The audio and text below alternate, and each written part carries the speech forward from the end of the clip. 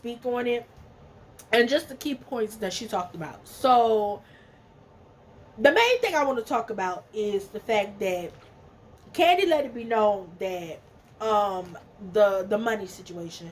So a couple years ago, Miss Diane, Tiny's mama, had signed the girls up on this music royalty website or something, so the girls could get their money that they were owed after they had like broke up. So they, had got a couple, they got some nice change because they broke up in 99, and I think Kandi said they had got signed up for this in like 02, 03 or something.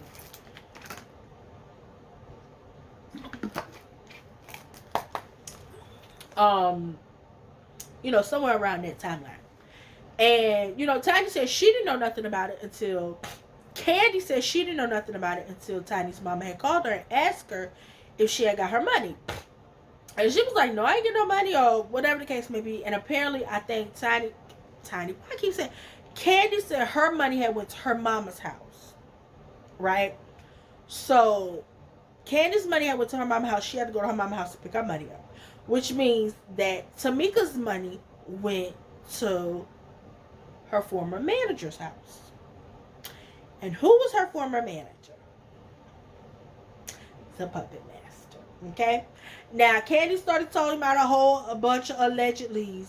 And so, allegedly, Kandi said allegedly that somebody had allegedly signed Tamika's signature on the paperwork and allegedly went ahead and cashed the money. Now, again, this is allegedly. Don't sue me because I don't know. I wasn't there. I'm telling y'all what Kandi said that somebody had allegedly told her. Okay? All right. Because I wasn't there. Kandi wasn't there. We don't know. But we telling y'all what was said allegedly. Had happened allegedly. Okay? But trust and believe, I believe it. Okay? But allegedly, it happened. Because again, I wasn't there. I don't know. So, that's how that happened. All the girls had got signed up by Miss Diane doing a good deed for, her daughter's bandmates and homegirls, right? Right. So that's how the money situation happened, right? Then we get to the whole solo thing. So Escape had 2 albums they did, and Kandi wound up singing lead on at least 11 songs. From the first and second album combined, that's 11 songs, right?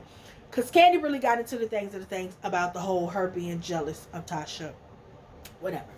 Kandi broke down the story of how their third album, Tasha was in the process of trying to go solo.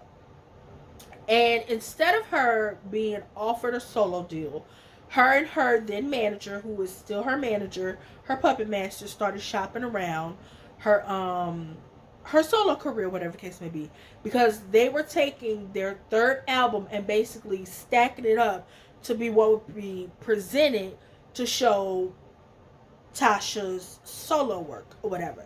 Kandi said she started peeping the bullshit when they would call her into the studio to add background and ad libs and things to songs that only had Tasha's voice on it. And what made Kandi mad was the fact that she was like, well, where's Tiny and Tamika? Y'all not gonna call them in here to do nothing? And to make it sound like an Escape record, they added Kandi's voice, because we all know you could tell a regular old song from anybody else versus an Escape record because of Kandi's voice, right? Kandi has a very, I want to say she's like a baritone, like we know what Kandi's voice sound like. Like when she did The Masked Singer, I was like, that's Kandi. Off rip, I knew it was Kandi. So, like Kandi was saying, my voice is distinctive. You could tell, it's me. Like, ain't no way around it. You know what Kandi Burress sound like. So, they would add her on it to give it the Escape vibe, even though this was their way of trying to make it about Tasha and shop her solo-ness around, right? So, she basically broke the group up by going solo and acting weird towards the girls, because they were in the process of renegotiating their contracts and things to get their third album. And the record label, of course, was at the time was like, well, we don't even know if y'all gonna stay together. Basically, they kind of already knew that Tasha was getting ready to go solo.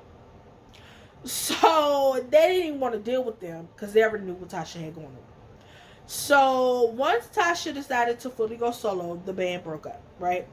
And Tamika, I guess, was good with what little money she had left over from the group. Kandi and Tiny decided to perform like a duo and become Cat, K and T, Kandi and Tiny. At the time, So Def, the label they were signed to at the time, was like, nah, we don't want no parts of that. Columbia, the parent company, or Sony, whichever is the parent company of So Def, also told them no. But they told Kandi, we will, of course, give you a solo deal, because Kandi at the time had started writing for other groups. TLC, Destiny's Child. She had her writing credit out there. I think she was writing for Pink at the time. So Kandi had her nice little catalog of songs that was out there charting, getting Grammy nominations. Kandi Pink game was something serious. So of course she had to talk with Tiny. Tiny was of course pissed for her at the time, but Kandi was like, "Bitch, I'm finna go broke. I got to do something." So Kandi wound up going solo. Mind you, Tasha was still signed to So Def as a solo act. Kandi was now signed to Columbia, right? But I believe her as a writer, it might have been like split between So Def and Columbia. But as a solo artist, Kandi was signed to Columbia. And so the whole her getting her album shelved, Kandi explained that the guy at the time, who was the president at the time, he wound up getting fired like in the middle of Kandi's deal being finalized. So after he got fired, the new president came in and Kandi wound up getting her deal finalized and she got her solo album. She was with Columbia. Tasha was with So Def. Kandi said out of her own mouth, if you have a problem with why your album never came out, you need to talk to the person who's in charge of So Def, Jermaine Dupri. Because I ain't got shit to do with what happened at So Def. I was with Columbia. I didn't have shit to do with what's going on at So Def. I was with Columbia. And because I was writing music that was getting nominated for Grammys and things, that's what helped further me get my fucking solo album. Regardless of if y'all think Kandi can't sing or not. The pin game is everything. Okay? So that just like really pissed Kandi off, that she was coming out with this narrative that like Kandi was like jealous of her or whatever. Kandi explained that yes, she was pissed at the time that, she was basically breaking up their group, and yeah, at the time it made her mad. But now as an adult, Kandi don't give a fuck. Like, girl, okay, and you have a solo career that went nowhere. Nowhere. And that's your problem. You're mad at Kandi because she technically got at least a little bit of the life you wanted. Here's the thing. Like Kandi said herself, all Tasha had to do was simply come down and say, hey, y'all, I want to go solo.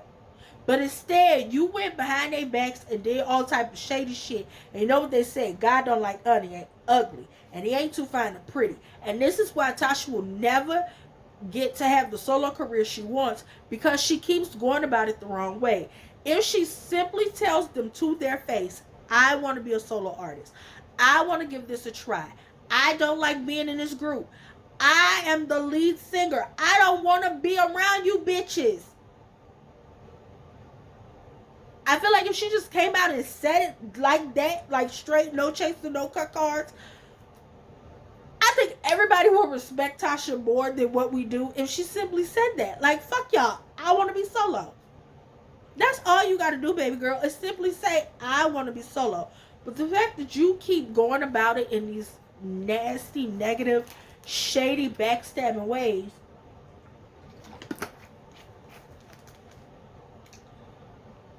is the reason your solo career is never going to do anything. But I do commend and respect Kandi for saying, look here, y'all go stream her album, her song, y'all buy her cookbook, please support that lady, because I'm sick and tired of her making it seem like I'm the reason she ain't getting no money or she not going nowhere in her career. She also, told people to support Tamika as well, but her and Tamika, they're cool now. And to be honest with you, they don't need Tasha. Let Tasha go solo, or whatever version of that means for her.